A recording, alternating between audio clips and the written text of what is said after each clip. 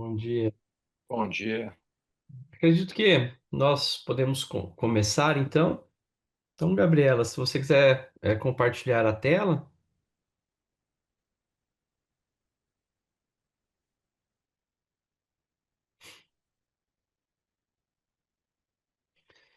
Bom, declaro aberta, então, a banca de defesa da dissertação da mestranda Gabriela Menta Baggio, cujo tema é a supervisão estatal e continuidade das cooperativas de crédito endividadas, o estudo de caso sobre os desafios jurídicos e a atuação do Banco Central do Brasil. Portanto, Gabriela, você terá aí os seus 30, até 30 minutos para fazer as suas considerações e, na sequência, eu passo a palavra para os professores. Bom, então, bom dia novamente aí a todos. Cumprimento de forma especial e já agradeço de antemão aí os professores presentes, professor Luiz Paulo, professor Tiago, professor Manuel e o professor Fábio, meu orientador. Então, meu nome é Gabriela Menta Bade, como o professor Fábio comentou. O título da minha dissertação é A Supervisão Estatal e Continuidade das Cooperativas de Crédito Endividadas, um estudo de caso sobre os desafios jurídicos e atuação do Banco Central do Brasil. Esse tema ele é atual e ele é bem relevante porque ele vai tratar aí do equilíbrio entre a autonomia das cooperativas de crédito e também a necessidade da supervisão do Estado e até da intervenção dele quando precisa para a continuação do seu negócio. Os slides estão passando aí? Quanto aos procedimentos metodológicos, então, o objetivo geral da pesquisa ele foi analisar a eficácia da atuação do Banco Central na manutenção da continuidade do negócio quando uma cooperativa de crédito ela entra numa crise financeira, buscando identificar os instrumentos normativos da fiscalização e de intervenção, analisando os fatores que comprometem a atuação preventiva do Bacen e investigar e analisar, por meio de um estudo de caso, os impactos da morosidade ou da demora, às vezes, de uma atuação mais efetiva do Estado, muito a fim de tentar auxiliar na criação ou mesmo na remodelação do que já existe, da forma como isso acontece, como de fato há essas intervenções. Os procedimentos metodológicos, então, foi a pesquisa bibliográfica, documental e principalmente a realização de um estudo de caso, onde a cooperativa escolhida foi a Crenor Sarandi, que é uma cooperativa que teve uma crise financeira bastante grave, ela passou por esses procedimentos de intervenção e posteriormente a liquidação extrajudicial pelo Banco Central, e é uma cooperativa que, em razão da minha atuação profissional, eu consegui acompanhar um pouco mais de perto alguns desses atos. Também foi feito aqui daí um comparativo entre o modelo e o formato de atuação do Brasil com o norte-americano, e essa foi uma sugestão trazida pelo professor Luiz Paulo na qualificação, na minha banca de qualificação, no sentido de que a AMBER, por ser uma universidade americana, seria interessante que estivesse essa parte do direito comparado. E essa sugestão ela foi muito rica, porque não era algo que eu havia pensado previamente, mas agregou de forma muito estratégica e veio muito de encontro ao que eu buscava esclarecer, como eu vou tratar mais a seguir. O problema de pesquisa, então, que ele motivou esse estudo foi nesse contexto como a atuação do Banco Central ela influencia na continuidade, então, dessas cooperativas de crédito quando elas estão nesse cenário adverso econômico. É importante assim, frisar que não se trata de discutir assim, sobre deve haver ou não essa intervenção do Banco Central, essa figura do Estado nesse sentido, isso é necessário.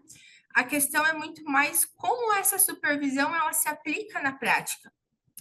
Se ela existe como algo com um objetivo preventivo ou se o viés dela já é totalmente reativo quando o cenário de crise é que ele já está instaurado.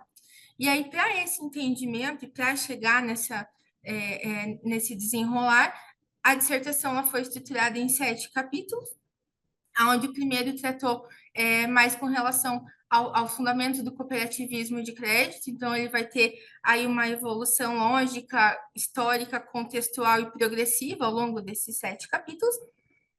Passando pelos fundamentos do cooperativismo como um todo, o surgimento histórico aí do movimento cooperativista lá na Inglaterra, num pós-revolução industrial no século XIX, como um método alternativo, né?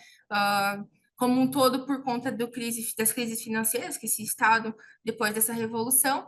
Esse movimento ele ganhou o mundo afora e vem ter no Brasil o seu marco já no Rio Grande do Sul, muito motivado pelos padres jesuítas que atuavam naquela região na época.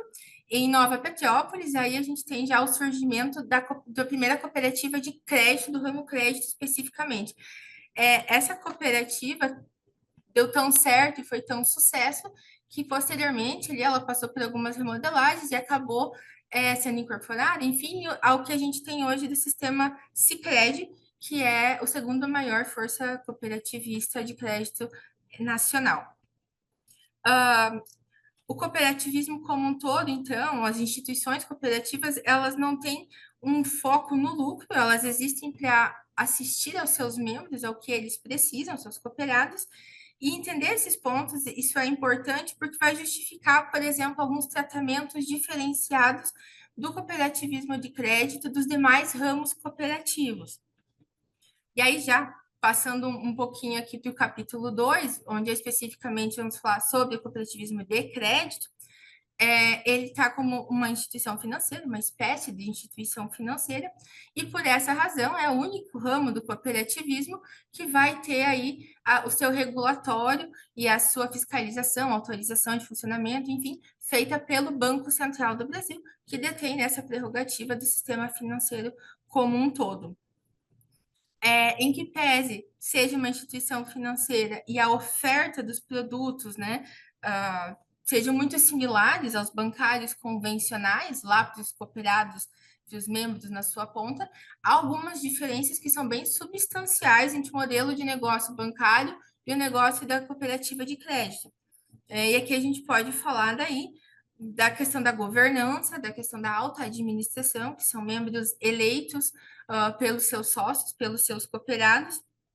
As cooperativas, por ser sociedade de pessoas e não uma sociedade de capital, como a maioria dos bancos, ela não vai ter, ela é democrática, ela não vai ter um enfoque na quantidade de capital aportado. Então, todo sócio, independente da quantidade de capital que ele constitua, nos assembleias, né, na hora das decisões, ele tem o poder de voto, todos o mesmo peso, né? Todos têm o poder de um voto aí. Na governança em si, então, a gente tem esse papel central aí da administração, né, da alta administração das cooperativas que são eleitas, como eu disse, e esse aspecto todo ele vem regulamentado ali pela Lei 5764 de 71 e pela Lei Complementar 130 de 2009, que aí a Lei 5764 vai instituir a Política Nacional do Cooperativismo como um todo, e a Lei Complementar 130 já agora de 2009 que vai daí regulamentar o cooperativismo de crédito. Então, são os dois normativos, as duas leis basilares aí para a questão das cooperativas de crédito. E aí, nesse aspecto mais de estrutura organizacional, enfim, da governança como um todo, as cooperativas elas podem ser em até 3 níveis de ter as singulares como um centro administrativo dos postos de atendimento, das agências de atendimento propriamente ditos, né, onde efetivamente acontece o negócio e a oferta das soluções financeiras para os cooperados. Eu vou ter as centrais cooperativas de crédito, que já vão estar numa segunda instância e que funcionam como uma base de serviço para essas cooperativas singulares. E aí, tendo 3 centrais, pelo menos, esse sistema ele já pode ter uma organização de uma confederação nacional de crédito, aí aqui já mais voltada no viés de atuação nacional, com um foco de desenvolvimento do sistema como um todo. Entrando, então, nessa questão do regime jurídico ali, que, como dito, essas duas leis, as que são as basilares do cooperativismo de crédito, e aí já um pouquinho mais à frente, é interessante trazer que tem a inaplicabilidade da Lei 11.101, que é a lei falimentar, então as cooperativas de crédito, por serem cooperativas, por serem instituições financeiras, se houver essa diversidade econômica, enfim, ela vai ter um tratamento jurídico na Lei 6024 de 74, que é a que prevê aí a prerrogativa do Bacen de fazer essa intervenção e essa liquidação extrajudicial. Essas medidas corretivas e de intervenção de liquidação conduzidas pelo Bacen, então, vão estar nessa legislação e também daí numa série de outros regulatórios próprios ali do próprio Banco Central, do Conselho Monetário Nacional.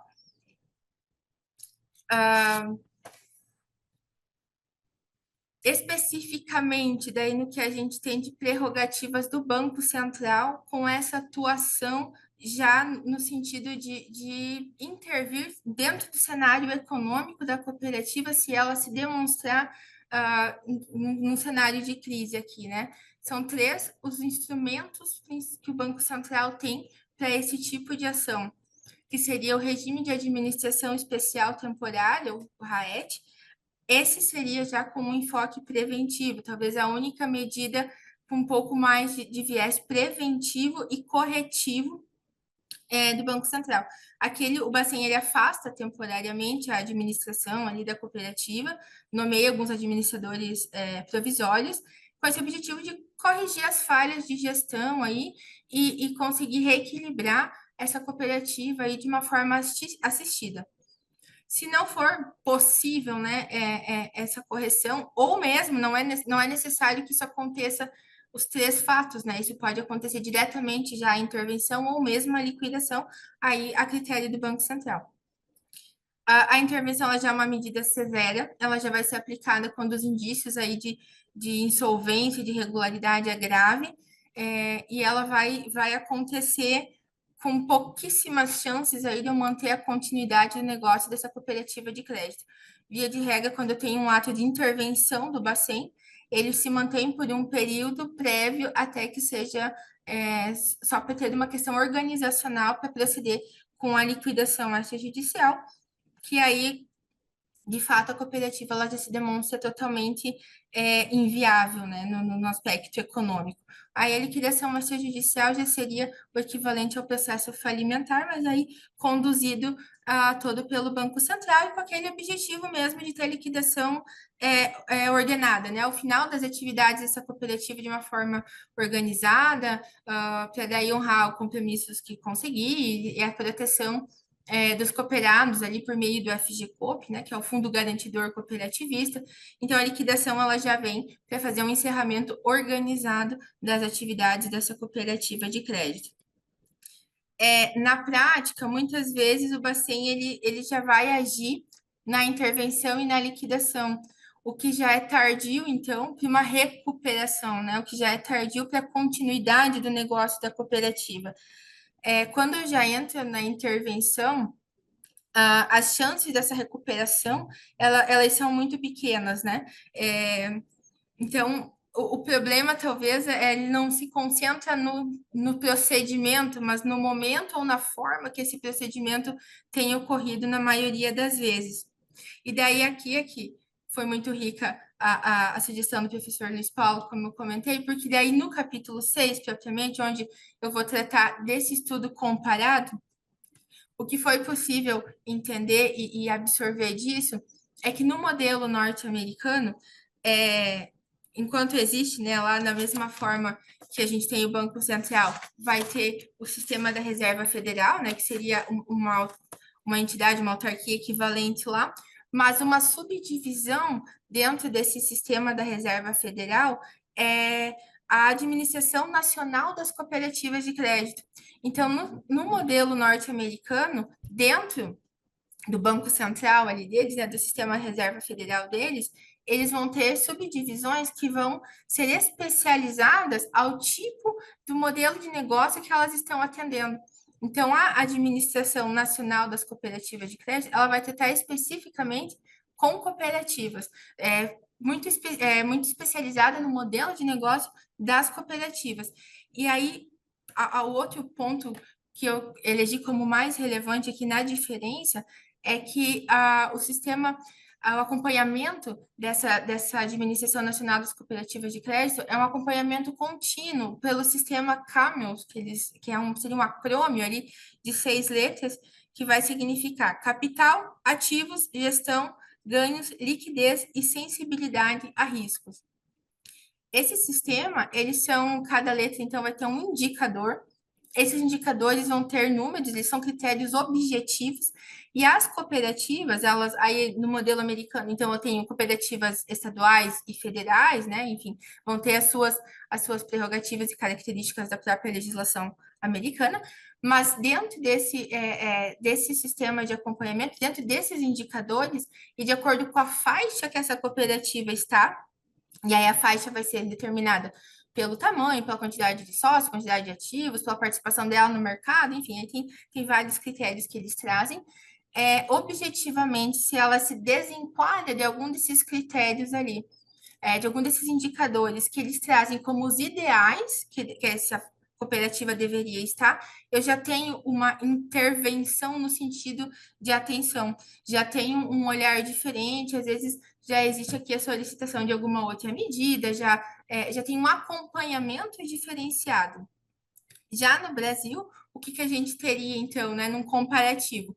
O Banco Central atuando em todas as frentes, eu não vou ter aqui divisões internas no Banco Central especializada com o tipo de instituição financeira que eu estou tratando, e também não vou ter nenhum tipo de segregação interna com relação ao tamanho dessa instituição, a talvez o impacto que ela venha a ter no sistema financeiro nacional. Isso independe, de uma forma igual para todos.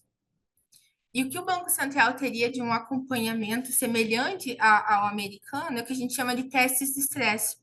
Esses testes do Banco Central, eles são pautados em eventos totalmente possíveis de acontecer, até muitas vezes históricos. Então, eles pegam, por exemplo, né, o evento da pandemia, do Covid, pegam as situações de guerra, algumas catástrofes naturais que têm uma escala de abrangência nacional, esse tipo de situação. E aí criam e aplicam uma situação como se fosse uma simulação desse evento, e tem aí um relatório de como essa cooperativa se saiu com base nessa simulação. Então, veja que ele já tem um viés muito mais na reação, na capacidade de ação, quando eu já tenho um cenário de adversidade instaurado. É muito, muito nesse paralelo que eu quis trazer aqui também, daí discutindo, né, essa parte do direito comparado, muito nesse intuito. Enquanto no sistema americano a ideia é prevenir ou tentar ao máximo mitigar o alargamento dessa crise financeira, né, e o impacto que isso vai trazer. Aqui no Brasil, a gente ainda caminha com algumas estruturas e algumas ações muito mais já como lidar quando a crise já existe, né? Já tá instaurada. Então, também é um procedimento bem menos uniforme, ele é bem mais subjetivo, não tem esses indicadores tão objetivos e criteriosos por faixa, por exemplo, ou com números tão certos. Nem a periodicidade disso ela é mencionada na norma, isso é muito, muito a critério do próprio Banco Central mesmo. E aí, então, já encaminhando um pouco aqui para o final, isso foi muito demonstrado aqui no estudo de caso, daí que eu trouxe da Crenor Sarandi, essa questão da forma já reativa e da forma já de tratar quando a crise já está instaurada. A Crenor Sarandi, ela era uma cooperativa de crédito do Rio Grande do Sul, né? Então, em Sarandi até foi a sua sede. Ela tinha já um histórico de uma certa. Ela era uma cooperativa sólida até então, passou por uma situação de adversidade, teve uma série de processos que ainda nem estão todos conclusos, assim, no sentido de se há uma culpa realmente da alta administração ou não, né, com relação à crise que ela passou, mas independente desses outros fatos, é que quando a Crenor Sarandi efetivamente começou a demonstrar alguns sinais de um cenário ruim econômico, as ações que o Banco Central teve foram muito poucas e muito isoladas. teve uma certa ausência de um posicionamento nesse sentido. Isso daí gerou uma série de insegurança jurídica, uma debandada até de cooperados, uma retirada de capital, o que foi piorando e agravando a crise ao longo do tempo. E aí, quando se chegou num patamar já mais de uma ação realmente que o Banco Central identificou necessária, aí já não se tinha mais muito o que ser feito com relação a isso. Então, a Crenor acabou sendo daí, teve sua intervenção feita e logo na sequência foi determinada a liquidação extrajudicial dela pelo Banco Central. Ah, essa atuação, então, um pouco tardia com relação a um procedimento mais rígido ou mais formal do Banco Central, ela reflete isso que eu trouxe, né, no capítulo anterior ali, que eu falava com relação às ações preventivas norte-americanas. Por isso que eu reforço a minha consideração final, no sentido de que não é uma ausência de normativos ou de procedimentos, mas talvez a forma que eles estão sendo feitos ou aplicados. Não seria o fato de criar novos métodos, mas talvez remodelar esses que já existem. E aí eu trago também a resolução, trago na dissertação do Conselho Monetário Nacional, a 5187, como talvez um indício de um avanço, né, de 2024. Quando eu comecei a escrever a dissertação, ela ainda não tinha, mas enfim. Só que ela ainda também é muito característica nessa lógica já do tratamento, quando eu tenho um cenário adverso instaurado. Porque essa resolução, ela obriga que as cooperativas de crédito elas tenham um plano de recuperação e saída organizada, é o PRSO que eles chamam. Esse plano ele visa ter políticas de crise. Aí nos diversos cenários, né? Assim também vai ser determinado pelo Banco Central, a depender da cooperativa. Mas já é comum, e aí obriga também revisões periódicas dessas políticas, existem auditorias dessas políticas, então, assim, isso muito organizado. Mas já é no intuito de entender como a cooperativa se comportaria no cenário já de uma crise instaurada, de qual seria o plano de ação,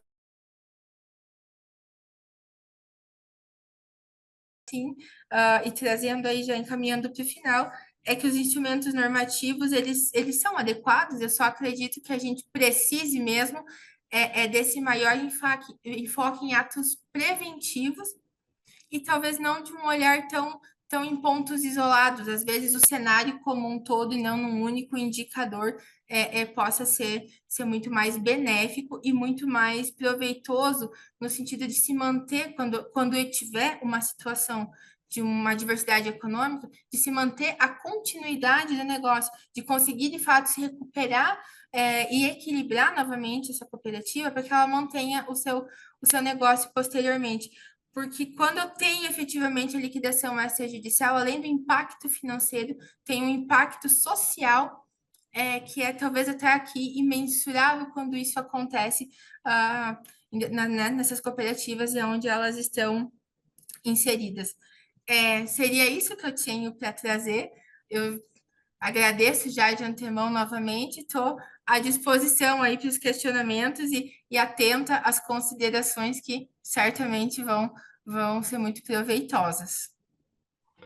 Muito obrigado, Gabriela. Parabéns aí pela sua apresentação. Sem mais delongas, eu já passo a palavra ao professor Manuel Gustavo, de antemão agradecendo. É um prazer estar aqui com o professor e muito obrigado aí por participar da banca, que tenho certeza que irá contribuir muito. Professor, o senhor tem a palavra. Bom dia, professor Fábio. Eu que agradeço, é uma honra estar aqui com vocês, pela primeira vez, junto ao programa de mestrado da Ambra. É uma satisfação muito grande, ainda mais ao lado de colega, não é, como o professor Luiz Paulo Germano, que conheço o trabalho há muito tempo, não é, e tenho diversos amigos em comum, não é, que sempre tem essa solidariedade, né, a potência. Então, uma admiração grande, da mesma forma, primeiro, de forma muito viva, né, primeira vez ao lado do professor Tiago, é uma grande satisfação, né? Muito feliz com vocês. Já aproveito bem O, para parabenizar. o professor Manuel, desculpa cortar o senhor, mas eu acho que tá com O algum áudio problema de áudio. para aí que eu vou então, dar o fone falar direto, dá um som muito.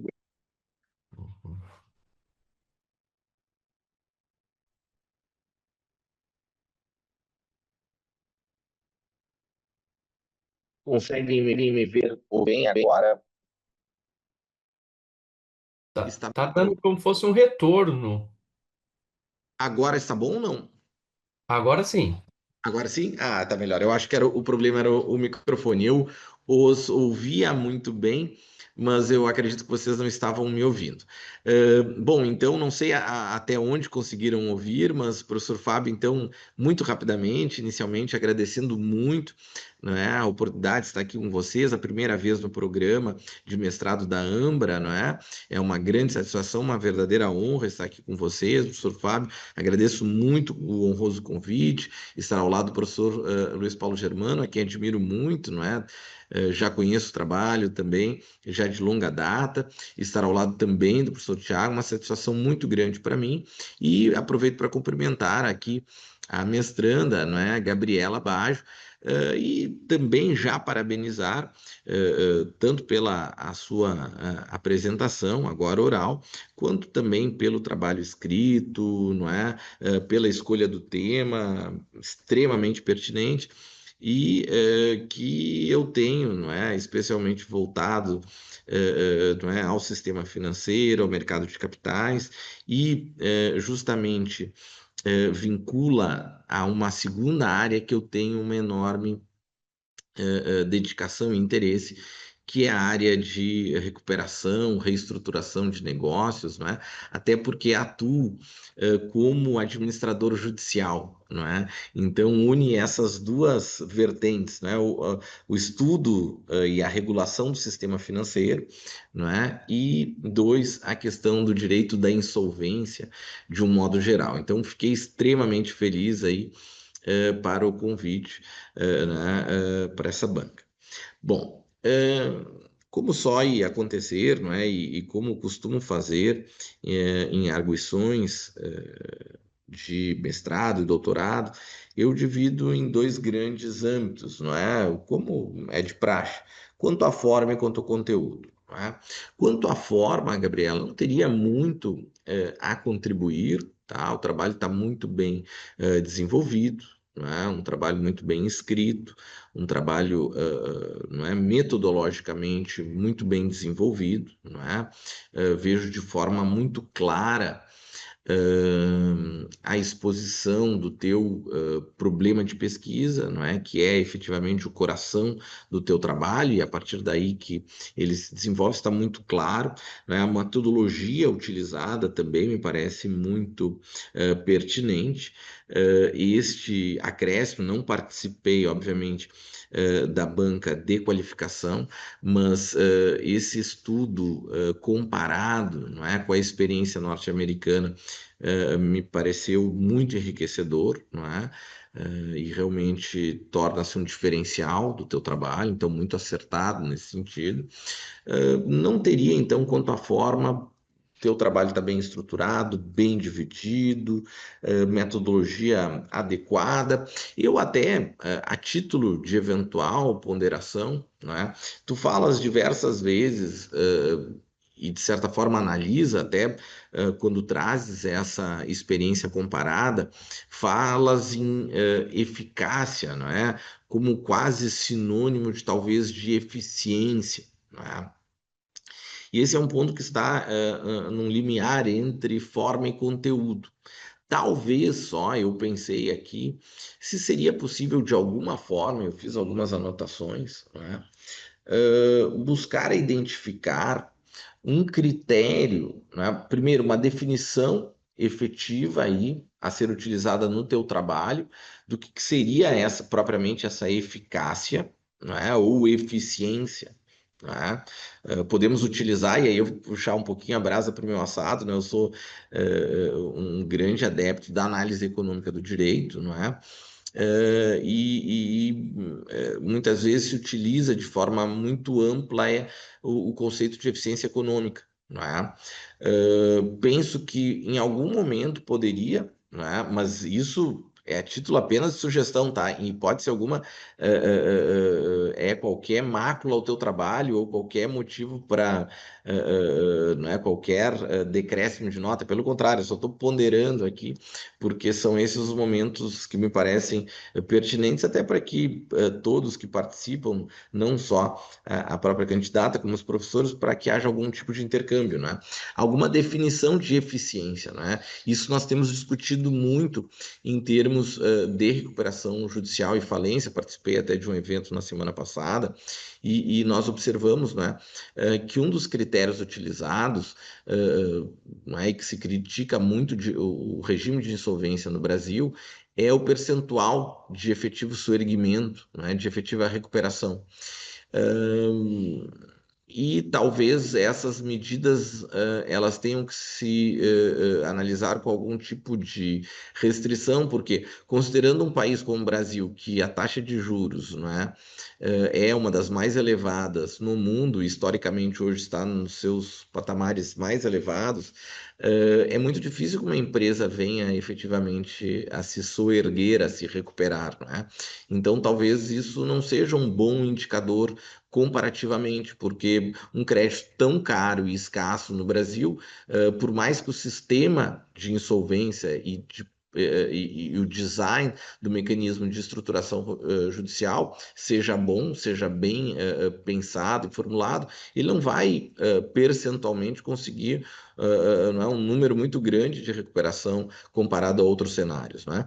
Então, isso transpondo para o teu caso, será que a eficiência poderia, em alguma medida, se pensar no crédito, né, no preço do crédito, de forma a isso impacta na região, não é? Se talvez essa morosidade ou essa inoperância ou ineficiência até da atuação do próprio Banco Central levaria regionalmente, onde se observou essa má atuação, a um crédito mais caro, a uma escassez de crédito, ou não é, em que medida poderia talvez buscar-se algum indicador ou alguma variável para esse indicador, também pensando pelo lado dos credores, tá?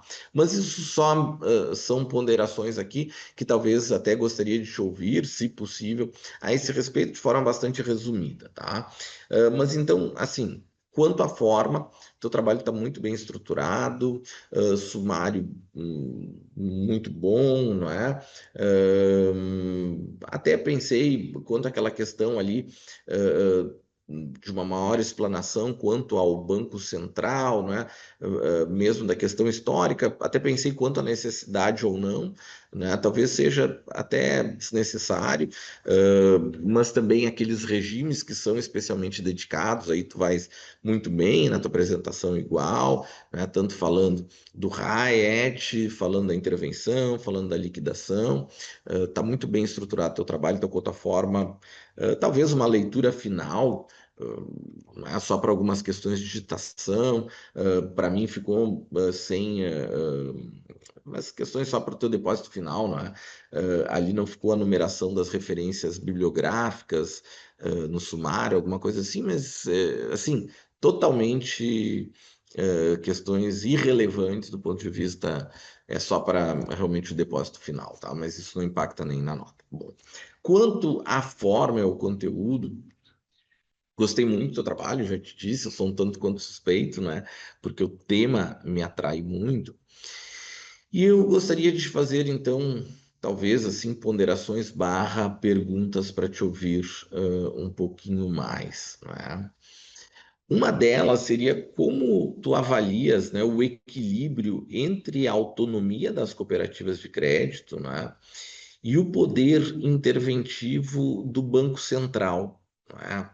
Obviamente, e aí tu muito bem destacas no teu trabalho, na tua apresentação, não é diferente, não é? Elas estão excluídas, né, da incidência da Lei 11.101, não é? Especialmente por força do artigo 2º, não é? Que exclui lá expressamente as cooperativas de crédito, não é? Então não estão sujeitas à recuperação judicial e à falência, não é? Previstas na lei. Até pode ocorrer lá a falência depois, como um desdobramento da liquidação, até mesmo da liquidação extrajudicial. Não é? Mas te pergunto, não é? Haveria algum risco de que um regime mais rígido de supervisão poderia comprometer, né, a autogestão e a própria essência cooperativista, não é? Porque, vamos lá, porque as instituições financeiras estão, e a gente pensando assim, do ponto de vista macroeconômico, não é? Porque as instituições financeiras estão fora, né, não estão sob a égide da Lei 11.101, por conta do risco sistêmico que elas nos trazem, não é? De contaminação para o sistema inteiro. Mas aí, no caso das cooperativas, veja, elas têm uma peculiaridade bastante interessante, que tem uma conotação muito grande aí, própria da autonomia privada, né? Que diferencia, por exemplo, de uma outra instituição financeira, como seria um banco comercial, não é? Que tem os seus, vamos lá, embora seja mercado de crédito, vamos dizer, não é mercado de capitais, ele tem uma interface, vamos dizer assim, com a coletividade, com a poupança pública. Já no caso dos cooperativados, há uma relação muito mais, se imagina, próxima. Né? Então, como equilibrar justamente, né, a autonomia das cooperativas e realmente o poder interventivo? Não é?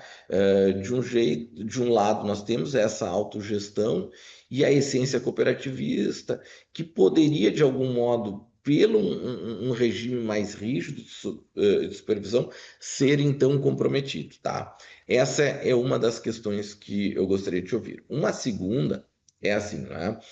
E tu vais muito bem falando sobre o plano de recuperação e saída organizado, né? E eu te pergunto, não é? Tu já trazes essa resposta, mas eu gostaria de te ouvir um pouquinho melhor agora, né? Ela é suficiente para suprir a ausência de uma previsão, como é o caso da Lei 11.101, de uma recuperação judicial? Ou tu achas que ainda seria necessária uma reforma legal mais ampla? Não é? Em que sentido? E isso estaria também em linha com algo que eu fiquei pensando lendo o teu trabalho, né? Fazes ali o apontamento de melhorias, né? E eu posso até te trazer aqui todas elas que tu sugeres, né? Mas, de fato, qual seria a diferença determinante que poderia ser implementada, e aí poderíamos pensar então de lei diferenda, para tornar mais eficiente esse processo, né? E esse processo, pelo que eu entendi, quando tu falas em busca de maior eficácia ou eficiência, seria para a manutenção, né? Sempre com vistas à manutenção. Muito embora, em alguns casos, o comprometimento é tão elevado que pode ser mais eficiente não manter, não é? Também uma discussão muito grande que se faz no âmbito do direito da insolvência daquelas empresas, não é? Então, não sujeitas aos regimes especiais de liquidação, porque muitas vezes se dá muita ênfase na busca, na tentativa da preservação da empresa, especialmente por conta da sua função social, mas muitas vezes ouvida-se que a falência pode ser mais eficiente para o mercado, para a coletividade, né? Então, eu te faria essa pergunta, então, né? De que modo, então, não é? O que seria necessário aí? Né? Seria uma reforma legal mais ampla, não é? Ou mesmo o problema está na atuação do Banco Central e tu sugeres, inclusive, a criação de um departamento, vamos dizer assim, próprio, né, especializado, talvez seja, não é? E talvez nós não estejamos diante de uma deficiência normativa, mas sim de uma deficiência de atuação apenas. Atuou mal ali, né? Talvez atuou-se mal no caso, especialmente no teu estudo de caso. E por fim, então, também não querendo me alongar demais aqui, professores, né? E já adiantando que, Gabriela, né, não espero respostas muito aí demoradas, né? Não, mas de forma bastante objetiva, né? E uma terceira é assim, né? Considerando que os efeitos econômicos das liquidações, né? A autora, né, e aí está aí em linha com o que nós havíamos falado sobre qual seria o critério de eficiência e eficácia, né? Tu ponderaste alguma estimativa ou análise empírica do impacto dessas eventuais liquidações, né, sobre o crédito local e propriamente sobre o desenvolvimento regional, né? E haveria algum indicador que tu poderias utilizar nesse sentido, inclusive para justificar, não é, essa alteração de lei diferenda ou uma atuação diferenciada por parte do Banco Central. Dito isso, professor Fábio, não é? Agradeço muito a oportunidade, espero não ter me estendido em demasia, não é? Mas como é a primeira participação aqui com vocês, não é? Sempre é recomendado a gente ter um pouquinho de cautela, né? Não se estender demais, ainda se tratando da primeira. Não é? Mas fico muito feliz com o convite, não é?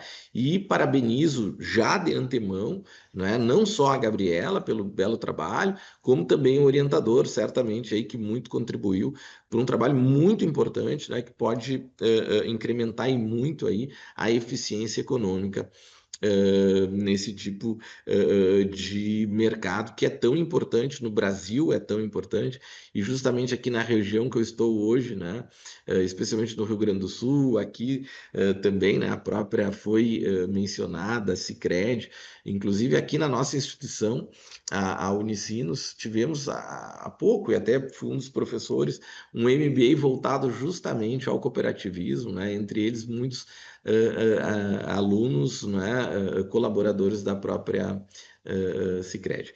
Então, professor, devolvo a palavra, né, e gostaria de ouvir, se possível, né, de forma bastante objetiva e breve, a Gabriela. Muito obrigado. Nós que agradecemos, professor Manuel, pelas relevantes contribuições. Já passo a palavra para a Gabriela para que ela possa fazer as suas considerações. Obrigada, professor Manuel, tudo anotado aqui, tá? Com relação ao seu primeiro questionamento ali da autonomia e a intervenção, essa lógica ali, né, desse equilíbrio, realmente é uma linha tênue que existe e tudo mais, mas não pode deixar de acontecer, né? Eu preciso aqui da figura do Estado, do Banco Central, né, representando isso no sentido da fiscalização né, e das regulamentações necessárias para isso. O que eu acredito que seja que não comprometa a autonomia da cooperativa. Aí ela tem toda a autonomia até que ela se mostre efetivamente ali, saudável economicamente falando e que ela não tenha um risco de prejudicar os seus associados, porque aí no cooperativismo, se eu tiver uma insolvência, eu vou ter um rateio dessas, assim como eu tenho um rateio das sobras, né, da distribuição de sobras, eu vou ter eventualmente um rateio desses prejuízos. Então, eu entendo que não seria aqui prejudicial nesse sentido da autonomia, porque se eu tiver uma má gestão, uma má administração que reflita em um perigo para essa sociedade de pessoas, para esses cooperados, eu acredito aqui que aí sim, né, o Estado tem essa função de intervenção por meio do Bacen e que não fere a autonomia. Eu estou garantindo aqui o interesse coletivo e talvez minimizando o impacto pior, né, do que vem a acontecer. O senhor também mencionou a questão do plano organizacional ali. eu vejo sim como algo que nos beneficia, mas não como uma solução, porque novamente ele vai estar focado em planos de crises. Então, aí eu vou te falar que existe uma política de crise na cooperativa onde eu atuo, com relação a eventos climáticos. Aqui é muito comum, infelizmente, enchentes, vendavais, algo nesse sentido, onde eu tenho aí tanto uma perca agrícola, por ser uma região agrícola, quanto, né, a questão de impactos aí mais materiais e tudo mais. E aí eu vou ter, eventualmente, uma inadimplência ou uma renegociação desses créditos, que, como mencionado, já não são baratos, e aí se eu renegocio ou eu tenho uma inadimplência, isso piora, né? Mas à medida que ela já é quando isso já aconteceu, ela não tem nada nunca, né? Essa resolução do CMN especificamente, ela não tem nada preventivo com relação a isso, no sentido de talvez, né, um olhar diferenciado. Aí a gente poderia tratar uma série de outras coisas que fugiriam um pouco do cenário, né? Teria que outros estudos até que eu gostaria de me dedicar um pouco mais com relação aos seguros propriamente dessas regiões, enfim, mas a gente já sairia totalmente da esfera aqui. Mas voltando, o plano organizacional, ele trata novamente como uma saída já, como uma atuação na crise já instaurada, né? Ele não vai ter nenhuma outra atuação diferente disso. No aspecto da eficiência, professor, a minha intenção é uma eficiência no sentido de dizer, não que eu vou ter necessariamente aqui uma recuperação. Em se tratando da Crenor Sarandi, eu acredito que poderia ser possível pelo seu histórico, mas não necessariamente que eu vá ter garantir que isso vá acontecer, que essa cooperativa ela vá se recuperar, mas a eficiência no sentido de ordenar melhor ou minimizar o quanto isso se prolonga e o quanto isso tem de impacto negativo depois. Uma das soluções, talvez, se isso fosse antecipado, e aí concordo 100% com a sua fala, no sentido de que, às vezes, a falência, de fato, é o melhor caminho para diminuir esse impacto todo, mas uma das soluções que a gente observa nas cooperativas é muito frequente e determinado, inclusive, pelo Banco Central, às vezes, aquela cooperativa X, que é uma cooperativa singular, né, pequenininha, lá de determinado lugar, que não tem uma organização ainda nesses 3 níveis, como a gente tem hoje, Cicobi, Sicredi, Cresol, esses sistemas maiores, e quando ela se demonstra aí já incapaz sozinha, pode ser que o Bacen venha e determine que ela seja incorporada por alguma outra. Então, às vezes, ela já reflete aqui um cenário econômico que não é favorável para continuar andando sozinha, onde talvez daí, né, se for nesse comparativo de fato, seguir com uma falência seria o melhor caminho. Mas para que isso não seja descontinuado, quem sabe uma cooperativa com um poder de liquidez maior, com um capital maior, incorporando ela dentro do seu sistema, ela consiga manter ativo ali, continuar o seu negócio, e aí isso migra totalmente as operações, a carteira de crédito, e enfim, dessa cooperativa. Então, por exemplo, né, uma das soluções que talvez poderiam ter sido feitas com a Crenor Sarandi, se tempestivamente houvesse sido feito esse olhar.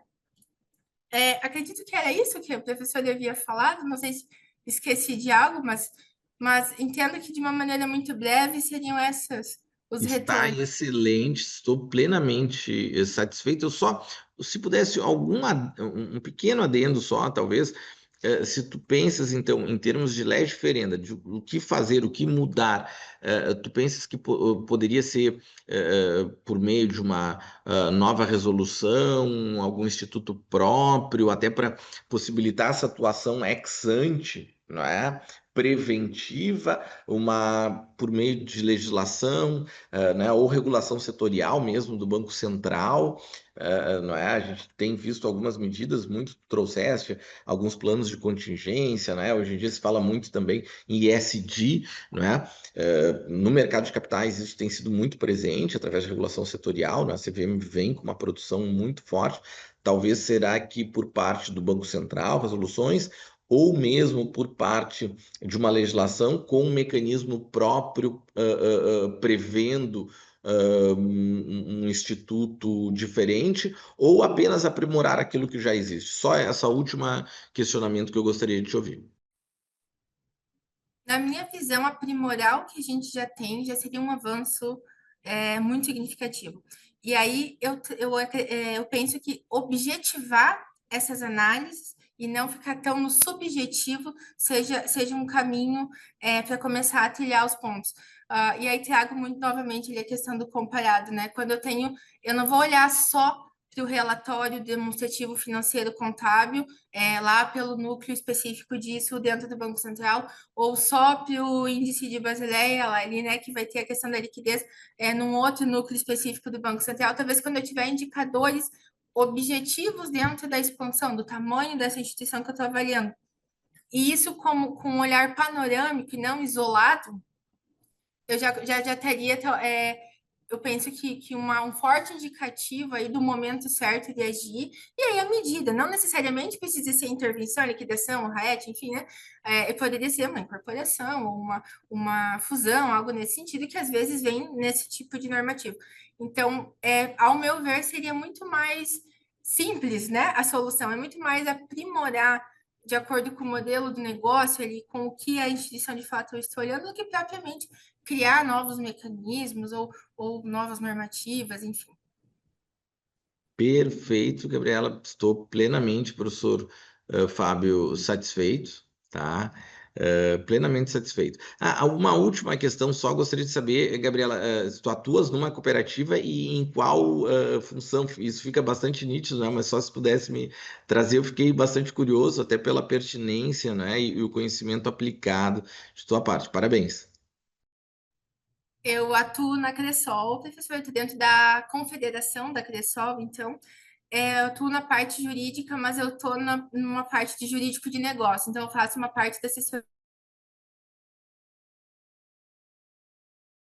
compliance aqui, apesar de um ser negocial, né, e compliance já ser um pouco diferenciado nesse sentido, mas nesse aspecto do até onde eu posso correr o risco. Então, assim, a minha atuação ela é muito focada quando vem algum questionamento de um novo produto ou mesmo de algum crédito, alguma linha de crédito nova ser ofertada nesse sentido, até onde o risco aqui corrido ele pode ser aí, claro, né, dentro do aspecto jurídico, né, não adentro dentro da questão do risco operacional propriamente, que tem a área própria para isso. Mas eu emito esses pareceres nessa assessoria voltada mais a essa atuação aí do quanto até onde ou o que eu poderia acontecer, né? É mais nesse sentido, uma assessoria ao negócio propriamente. Muito obrigado. Nós que agradecemos, professor. Professor Luiz Paulo. Bom, eu quero aqui renovar os meus cumprimentos à Gabriela pelo trabalho realizado, pela dissertação construída. Também gostaria de saudar os demais colegas professores, meu querido amigo professor Manuel Trindade, professor Tiago e o orientador a quem também antecipadamente já o cumprimento pela maneira segura com que conduziu a orientanda no sentido de se construir e se desenvolver essa dissertação que, ora, por nós é examinada. A Gabriela facilitou muito o meu trabalho nesse momento, porque, justamente como ela bem disse, ela adotou, acolheu uma sugestão minha que, na minha opinião, tinha plena pertinência com aquilo que ela buscava investigar a partir da sua pesquisa e da construção e realização da sua dissertação, que é justamente se buscar uma eficiência, algo que pudesse ser mais satisfatório sob o ponto de vista de controle em relação às atividades que são fiscalizadas no âmbito das cooperativas de crédito. E foi justamente por isso que eu sugeri que ela pesquisasse o direito americano e, mais especificamente, o órgão, a agência de controle, digamos assim, no ambiente americano, que é a National Credit Union Administration, que é uma agência, digamos assim, que tem por propósito justamente exercer uma atividade muito mais de cunho preventivo e de apoio a esse tipo de entidade do que propriamente algo de natureza repressiva. e vejo que a Gabriela incorporou bem esse estudo, esses mecanismos, e me sinto absolutamente satisfeito por ter tido a oportunidade de ler isso no seu trabalho agora definitivamente apresentado. Bom, Gabriela, algumas pequenas considerações, a gente sempre precisa avaliar o aluno, não apenas, evidentemente, na sua construção teórica, o seu referencial teórico, a maneira como acaba desenvolvendo o tema da sua pesquisa, mas a gente também presta atenção em questões de natureza formal, o uso correto da língua portuguesa. Aqui na Ambra, o professor Manuel talvez não saiba, ou ficou sabendo agora, nós seguimos as regras da APA, né? Mas não é uma APA pura americana, é uma APA adaptada pela Ambra e que, no entanto, serve como mecanismo de forma na construção das nossas dissertações. E, nesse sentido, eu vejo pequenos defeitos, né, especialmente no que diz respeito à identificação de editora, ano, mas nada que, evidentemente, comprometa o trabalho. Assim como, sob o ponto de vista gramatical e de estilo, existem algumas redundâncias, utilização de dois tempos verbais, ora fala-se no presente, depois fala-se no pretérito, isso nós sugerimos que se possa identificar uma única linha e se possa desenvolver a dissertação a partir disso. E nesse sentido, Gabriela, se tu quiseres, depois eu posso te enviar com o maior prazer. Eu fiz algumas observações na página 7, onde eu encontrei uma redundância em relação ao que está escrito lá na página 11, né, quando fala em instituições que promovem a inclusão financeira e contribuem para o desenvolvimento socioeconômico de diversas comunidades, me parece repetido na página 11. Depois, na página 8, tem algum problema de vírgula, de pontuação. Na página 9, também. 10, 12, 17, 18, 24, 27, 35, 53, 85, 90. Então, eu fui lendo e fui pontuando. Posso depois, se houver interesse, eu te enviar aí apenas para que tu saibas os apontamentos que fiz. Acho que tem algumas citações diretas longas que não seguem o recuo padrão da APA, né? Então, eu acho que tu podes também revisar isso, porque citações, elas são bem-vindas, desde que elas não sejam longas, né? Desde que elas não venham substituir a alma do nosso trabalho, da nossa dissertação, que é a construção feita pelo próprio aluno, né? No sentido de desenvolver a sua pesquisa. Gostei, e já havia feito esta referência quando da banca de qualificação, se estabelecer um núcleo empírico, né, um estudo empírico a partir desse exemplo da Crenor Sarandi, e vi, já havia constatado essa crítica que tu fazes, né, no sentido de que, na tua opinião, a intervenção ocorreu de maneira tardia, quando a situação financeira da cooperativa já estava deteriorada, né?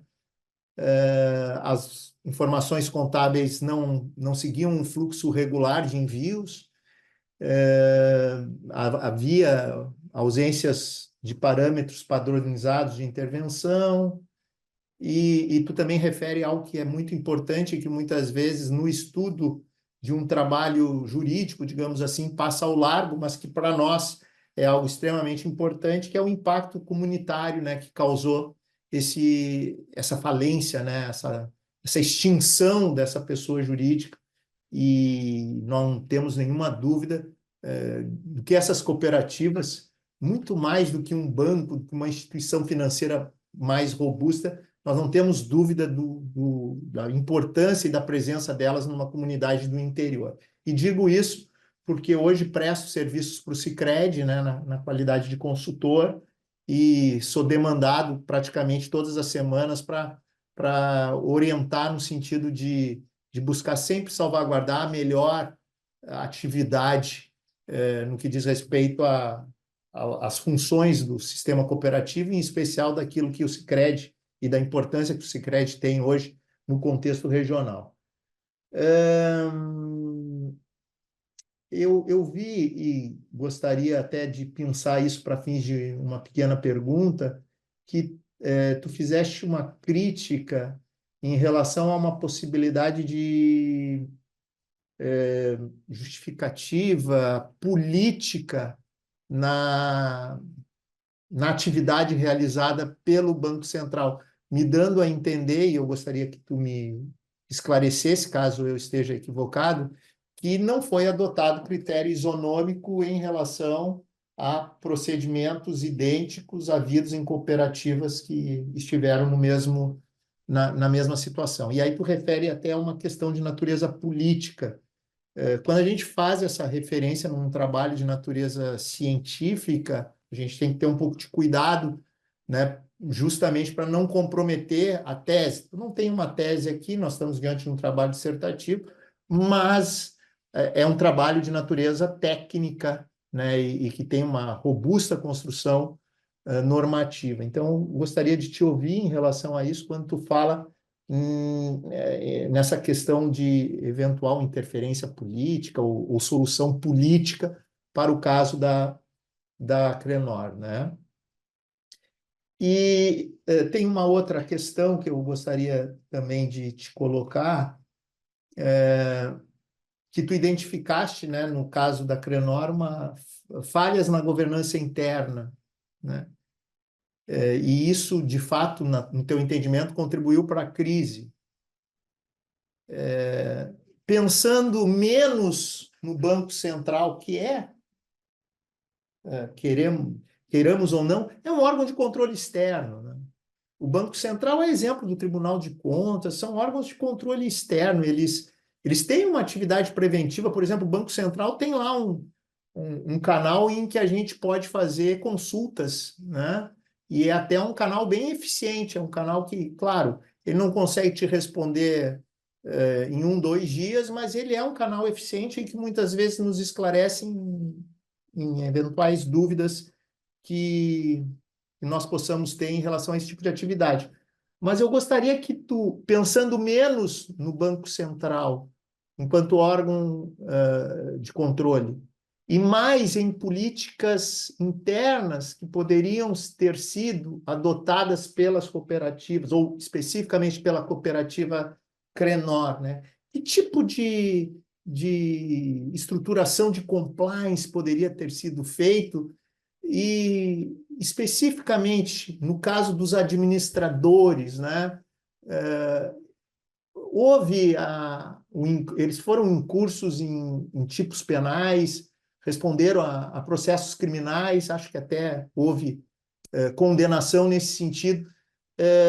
Não estaria aí, né, o maior problema da cooperativa, que busca, claro, uma salvaguarda do Banco Central quando as coisas estão ruins, mas na questão preventiva não faltou e como desenvolver essa política de compliance e de governança corporativa, que é algo que nós todos sabemos é indispensável em qualquer corporação nos dias de hoje. Para se relacionar com o governo, você tem que ter essas políticas robustas de compliance. O professor Manuel falou até no ESG, como de fato tem sido um diferencial em relação aos vínculos que se estabelecem entre entidades de diferente natureza, inclusive instituições de crédito e cooperativas, com o governo e com outras estruturas, inclusive de direito internacional, né, de comércio exterior.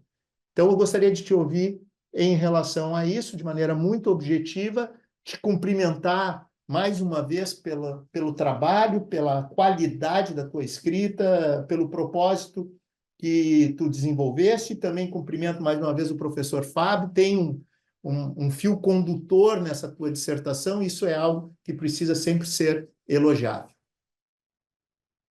Muito obrigado, professor Luiz Paulo. Nós que agradecemos. Gabriela, suas considerações. Obrigada, professor Luiz Paulo. Quando o senhor mencionou ali a questão da política, já vou me antecipar que vou rever a forma que isso foi escrito, porque não foi nunca uma intenção, uma acusação, foi sim muito comparativo do que hoje, né, da questão da Clenor com outras, mas o termo política que eu utilizei ali, eu acho que era muito mais no viés compliance e política documento interno, tá? Era muito mais nessa intenção de uma política de funcionamento do que propriamente política relacionamento. Então, vou melhorar a forma que isso está ali para deixar isso muito claro, porque foi essa a intenção, tá? Era mencionar nesse aspecto. E aí já dá para linkar com a questão da governança interna que o professor trouxe, e esse aspecto ali do deixar de lado um pouco o Bacen e ver essas falhas da administração, enfim, né? E isso com esse viés aí do compliance propriamente. A Crenor Sarandi, então, ela não tinha essas políticas, tá? Isso foi observado, ela não tinha algo que deveria ter, como bem mencionou, que é esse aspecto compliance, normativos internos, essa parte já estruturada dentro da governança, ela era muito precária da Crenor Sarandi. Então, não tenho dúvidas de que isso, de fato, corroborou com todo esse cenário. É muito comum nessas cooperativas, e quanto menores e mais singulares, mais, né? É muito comum que lá o diretor dela, quem tem esse poder diretivo, um presidente lá dentro, ele seja um agricultor que ajudou lá na fundação e tudo mais.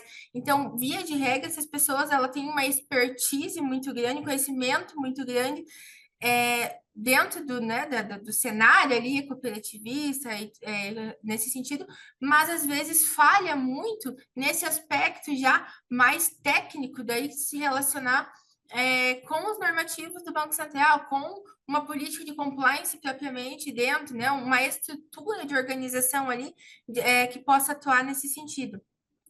E sim, a Crenor teve muitos indícios de má gestão, e aí houve, de fato, ali, processos criminais atrelados, né? Houve algumas condenações, não estão todos conclusos ainda, né? Isso ainda perdura e tudo mais, mas daí é nesse aspecto a tempestividade, professor Luiz Paulo. Quando se já tem, porque são enviados relatórios, são enviados documentos contábeis, isso era feito pela Crenor Sarandi. Mas são semestrais, né? A maioria desses combinados aí desses relatórios consolidados são enviados semestralmente.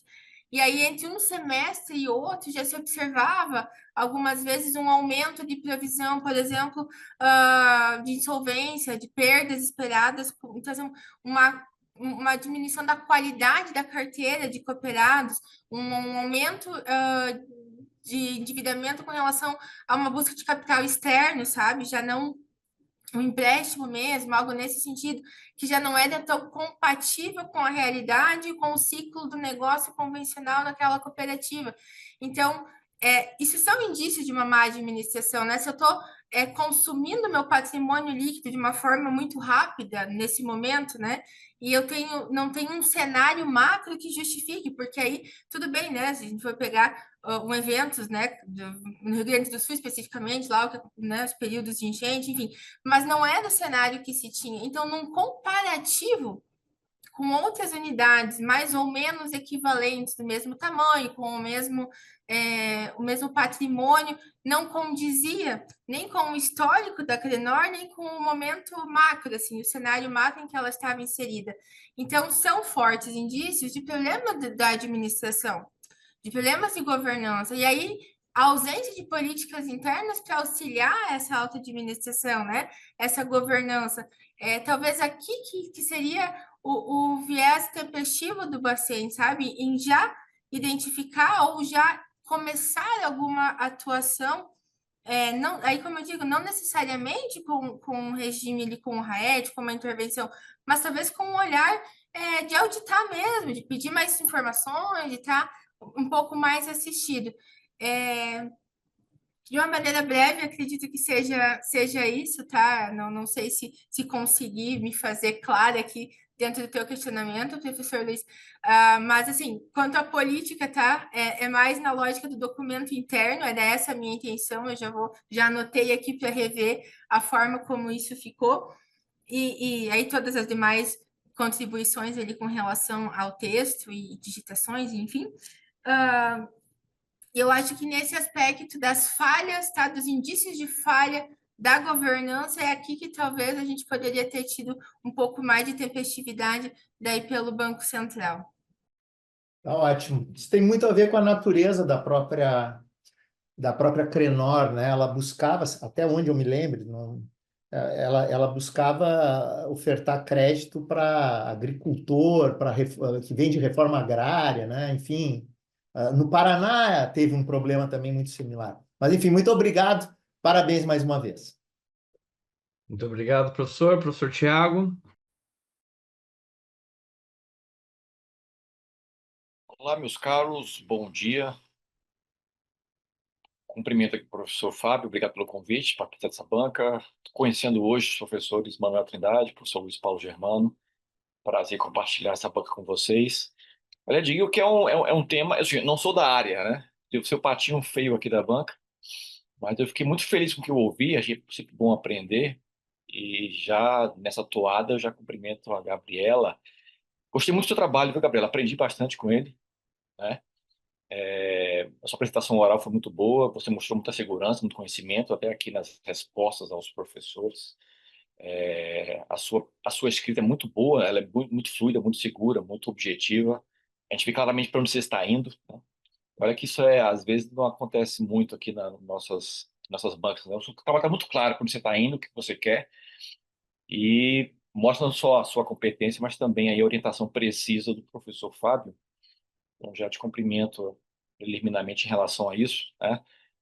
Eu só senti um pouquinho falta, assim, falando de estrutura do trabalho, também está muito bem estruturado, né? Você traz muito bem ali a história e a estrutura do sistema cooperativo, até o direito comparado que você trouxe, muito bom, né? Como funciona nos Estados Unidos, o sistema de supervisão do Banco Central, etc. Eu só senti um pouquinho falta de ter explorado mais o caso concreto, né? Eu fiquei bem curioso com o caso, né? Aplicar todas aquelas páginas anteriores e jogar tudo dentro do caso concreto, né? Eu senti um pouco que você poderia ter explorado mais o caso concreto. Mas, enfim, o recado foi dado, tá muito bom. Então, com base nisso, né, dada essa introdução, eu tenho até alguns questionamentos que eu queria te ouvir sobre, né? Por exemplo, você falou muito faltou ali critérios objetivos, mecanismos padronizados para o Banco Central atuar ali em cima desse caso concreto que você escolheu, a cooperativa de crédito. Às vezes, fiquei na dúvida, ela está falando exatamente do sistema de supervisão do Banco Central voltado para as cooperativas de crédito, está fazendo uma crítica geral de como o Banco Central ele fiscaliza o sistema financeiro como um todo, né? Essas críticas que você colocou aí, olha, falta critérios objetivos, falta medidas preventivas, falta mecanismos padronizados, isso aí é uma realidade para a cooperativa de crédito ou a gente pode falar que isso é uma crítica geral para a atuação do Banco Central, né? É uma grande crítica que você faz à atuação do Banco Central no sistema financeiro. Isso seria o primeiro ponto, né? Eu acho que você podia deixar isso mais claro no trabalho. Eu fiquei em dúvida para onde você estava indo exatamente. Dois, eu fiquei curioso sobre esse índice de Basileia, né? Eu não sou da área, mas eu sou curioso em relação a essas questões. Dadas as características de uma operativa de crédito, né? Não tem ali, ela não pode ter auditorias independentes, né? Se ela não tem capital aberto, né? Não tem uma CVM em cima dela. Eu até vi que o caso é até parecido, até reforça um pouquinho a minha impressão na primeira pergunta que eu te deixei, né? O caso é parecido com o Banco Master, né? As crises que foram dirigidas ao Banco Central foram as mesmas dessas que você colocou aí em relação à cooperativa de crédito. Foi a identificação tardia das irregularidades. O Banco Central demorou de ver, os sinais estavam dados e demorou para enxergar e para ver e tal. Muito do que você escreveu para a cooperativa de crédito, o que reforça a minha impressão. Será que o Banco Central está falhando de uma forma geral, né? Ou só para esse nicho específico? Bom, voltando para o Basileia aqui. Você colocou no seu trabalho que o índice usado é de 8 a 10%, né, para cooperativas de crédito. Você usou ali. Aí eu percebi, eu me questionei, eu queria te ouvir sobre isso. Não é um índice muito baixo, dada a característica desse tipo de instituição financeira? Porque eu olhei assim, grandes bancos, o índice é mais rigoroso. Eu estava olhando aqui, Banco Central, parece que é 15%, Caixa Econômica Federal é 19%. Falei, ué, uma cooperativa de crédito é 10% só. Que basicamente o índice diz o quê, né? se for usar uns 10%, a cada 100 de que você empresta, 10 tem que ser de recursos próprios, né, de patrimônio próprio. Então, dada a característica desse tipo de instituição, são pequenas, institutos específicos, o impacto comunitário é muito grande se alguma coisa der errado, né?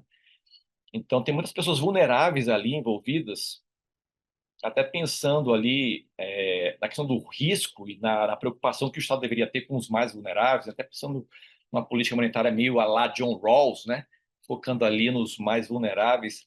Será que hoje 10% não é uma margem muito baixa para esse tipo de mercado? Assim, eu sou leigo no assunto, eu achava que seria bem maior, mais rigoroso do que o que se cobra de um banco grande, né? Tanto que, veja aí, né? Aconteceu esse caso aí, a cooperativa caiu e várias pessoas devem ter sido prejudicadas, o fundo garantidor de crédito não foi suficiente, ou seja, prejudicou uma comunidade, né? Prejudicou pessoas ali que precisavam do dinheiro e tal. Então a minha segunda pergunta é essa, se esse índice você acha razoável para esse tipo de mercado, esse tipo de nicho aí, dado também o impacto comunitário que essas cooperativas podem ter se algo der errado, né? E, por fim, eu vejo também algumas falhas, bom, usando um pouco de análise econômica do direito, algumas falhas de mercado nessa área, né? Assimetria de informação. Você vê, a gente está numa situação em que a Selic está muito alta, né? O custo do dinheiro, de captação de dinheiro é muito alto. Então, temos pessoas ali, então, sobe a inadimplência, sobe a necessidade de você educar financeiramente essas pessoas, são pessoas pouco leigas, né, que estão ali. O que dá, acho que aumenta o risco também de algum esperto ali tentar usar essas cooperativas para lavar dinheiro, né? Jogar um dinheiro ilícito ali. Claro que assim, cooperativa de crédito não seria um ramo muito bem adequado para você lavar dinheiro, né? As transações são baixas, pouco risco, eles não vão ser muito audaciosos nas transações, né? A diretoria, em tese, não deveria ser, né? As contas são individualizadas, etc. Não seria, a rigor, não seria um meio muito apropriado para você recomendado para você lavar dinheiro. Mas, assim, dado o contexto atual que a gente está usando, já vi algumas notícias aqui, até procurei aqui na internet algumas notícias sobre o uso de cooperativa de crédito para lavagem de dinheiro, e tem alguns casos, né? A Polícia Federal está com alguns casos, tal. Algumas facções criminosas estão usando algumas coisas desse tipo, tal. Então, temos aí, fala de mercado, né? Então, assim, dado esse contexto, dada a simplicidade dessas pessoas, pode ter aí risco moral, seleção adversa, essas falhas de mercado envolvendo cooperativa de crédito, o que pode atrair, né, más intenções, uso de dinheiro ilícito, lavagem de dinheiro, etc. Que torna a questão não tão óbvia, né? Então, eu queria te ouvir, finalizando essa terceira pergunta, se você tem notícia sobre isso, se isso realmente, você que trabalha no ramo, se isso é uma questão importante, há preocupações em relação a isso, sobre, dado o nosso contexto econômico atual, o uso dessas cooperativas para atividades ilícitas. É isso. Professor Fábio, obrigado. Gabriela, parabéns novamente pelo trabalho. E se você puder responder essas pequenas inquietações, te agradeço. Nós que agradecemos, Gabriela. Muito obrigada, professor Tiago, anotado aqui as suas considerações também. Quanto ao seu questionamento ali, se é uma crítica ao Sistema Nacional Financeiro como um todo, né, ou especificamente das cooperativas, eu confesso que eu não sei dizer se a forma que é uma só, que ele atua para as instituições financeiras, né, que o Bacen atua, e eu confesso que eu não sei dizer se isso tem sido diferente nas demais instituições, né, porque aí eu não acompanho, também não estudei sobre isso. Mas acredito que tenha, tá, algum problema também, talvez não com os bancos propriamente, que foram as primeiras, né, mas aí pegando todas seguradoras e tudo que tiver ali, fintechs, enfim, né, o que a gente tem uma gama imensa, talvez para essas também sejam. Então, assim, é justamente aqui também, né, que caberia algo muito no contexto do comparado, né? Talvez núcleos individualizados e especificados, né, para ter já um olhar mais especialista sobre o modelo de negócio que eles vão atuar e tratar, seria uma saída. Então, dentro do próprio Bacen, né, essa segregação poderia ser algo a ser considerado. E aí, nessa mesma lógica, já engatando na Basileia, pelo tamanho de cada instituição. Porque aí 10% eu concordo com você que é pouco se a gente falar de Sicredi, Cressol, Cicobi, mas aí se eu pegar uma cooperativa singular, uma cooperativa que não está organizada em 3 níveis, ainda muito pequena, talvez 10 já seja um número alto. Então, esse tratamento igual que os desiguais aí nessa lógica, né, é que talvez tem sido não tão eficiente nesses aspectos. Então, concordo com essa questão da base,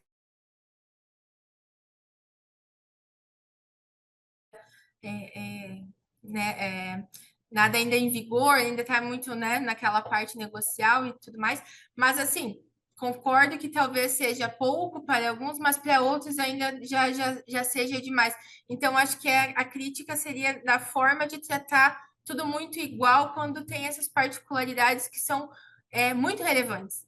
Por mais que não sejam muitas as particularidades, as que existem, elas são extremamente relevantes e aí acaba refletindo nessa, nessa forma aí, né, de atuação que vez ou outra acaba sendo prejudicial ou poderia ser melhor, né? Quanto à lavagem de dinheiro, professor, é uma preocupação, é uma crescente também, aí digo assim, né? Isso é bem perceptível. E as cooperativas de crédito, daí também como instituição financeira e tudo mais, elas precisam ter núcleos, né? E aí políticas de compliance voltadas para a PLD, para essa política de lavagem de dinheiro muito específicas. Aí desde uma homologação lá com fornecedores externos, o próprio negócio externo que é feito ela tem um viés, deve ter, pelo menos, né? Uma conformidade ali com a sua política interna, com suas diretrizes, aí, enfim, o que ela tiver, para que isso não seja.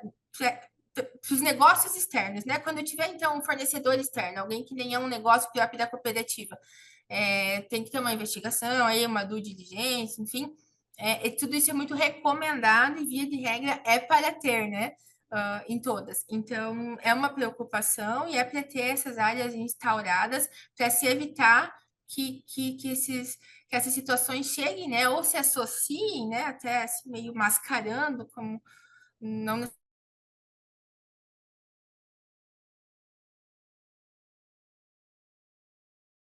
é algo que vem muito recomendado e que deve estar instaurado aí dentro de todas as cooperativas, tá? Ó, Gabriela, obrigado, viu? Professor Fábio, satisfeito.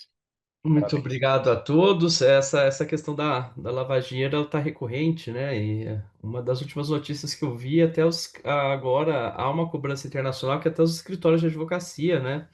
Tá, tem uma pretensão aí de se cobrar essa preocupação, né? Acredito que o último escândalo aí com o Nelson Williams foi um chamariz aí para isso, né? Bom, estando todos satisfeitos, agora, professor Manuel, nós vamos para uma outra sala. É só clicar naquele link que sai dessa e já vai para outra para a gente deliberar. Aí, Gabriela, você aguarda um pouquinho aqui com a Lídia. Ela já até abriu a câmera para estar conversando Uhum. contigo e já nós retornaremos. Perfeito.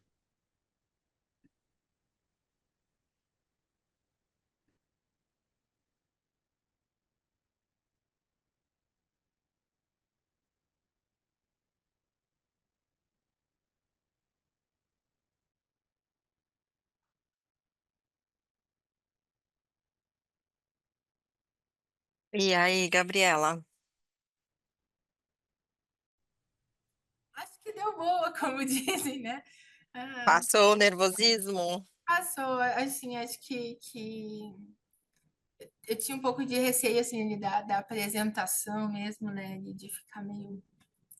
Mas acho que deu certo, os questionamentos também foram bem... Acho que deu certo.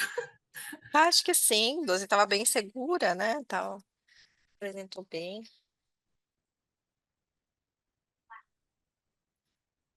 É só aguardar, então. Essa espera também, ela é mortal, né? Essa espera é mortal. Mas agora também eles já decidem, voltam e acabou. E aí, tu sabe me dizer sobre essa parte, Lídia, do depósito definitivo? Como é que agora a gente faz, se fosse, como é que é o procedimento? Então, eles fizeram uma série de apontamentos, né, que você precisa ajustar, né? É, acho que depois você pode até conversar com o professor Fábio, né, para confirmar se tem mais alguma coisa. E aí você faz os ajustes e faz o depósito da versão final, né? Aí depois, quando você já mandar a versão final, aí você vai ter aquele PDF da sua dissertação que o pessoal aqui do marketing faz aquele PDF bonitinho. Os professores já estão voltando.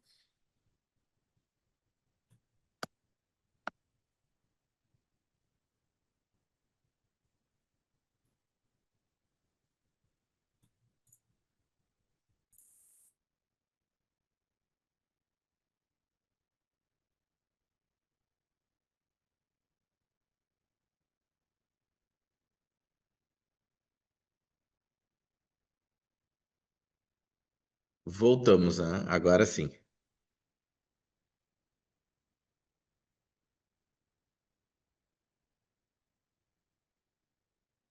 Agora eu tive que ser. Voltei a. Né, mudou para painelista, é isso, né? Eu acho que antes talvez você não estivesse me ouvindo. Agora é só esperar o professor Luiz Paulo. Perfeito. Gabriela, quando é rápido assim a deliberação, ou é bom ou é ruim, né? Vamos ver agora o resultado. Eu falei Bom, para a Lídia que essa espera, ela é terrível, né? é que o professor Manuel vai ter que ir ao cartório para ele assinar a tua ficha de. O professor vai pronunciar aí o resultado, ele tem que, como é a primeira vez que ele participa aqui, ele precisa ir ao cartório. Sim, sair Nós daqui e todos vou vamos ter direto que ali. esperar aqui em ligação. Podemos almoçar, obviamente, enquanto ele vai ao cartório.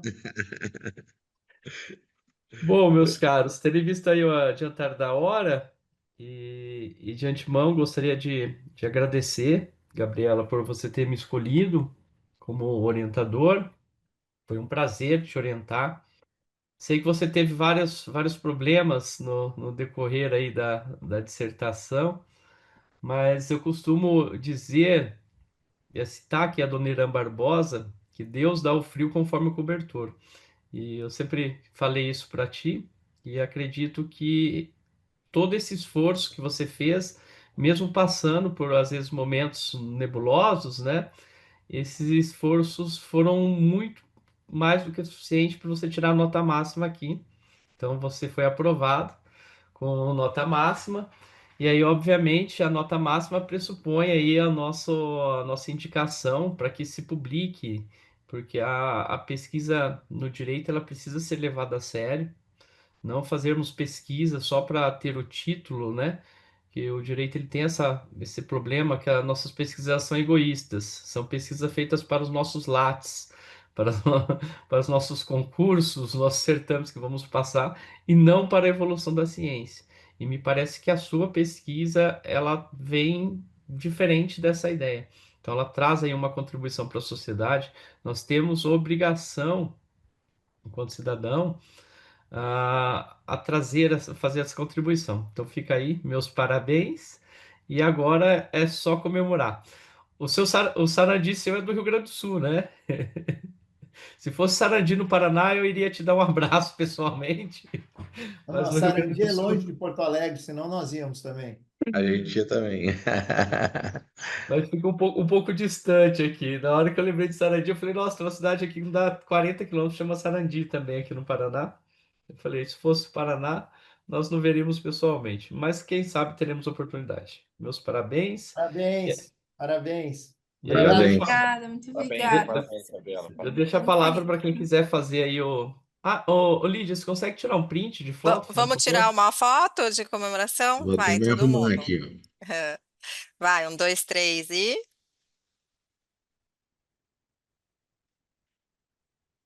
foi.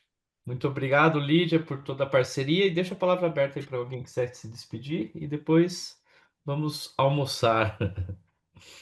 Muito obrigado, professor Fábio, não é uma grande satisfação estar com vocês, é uma honra.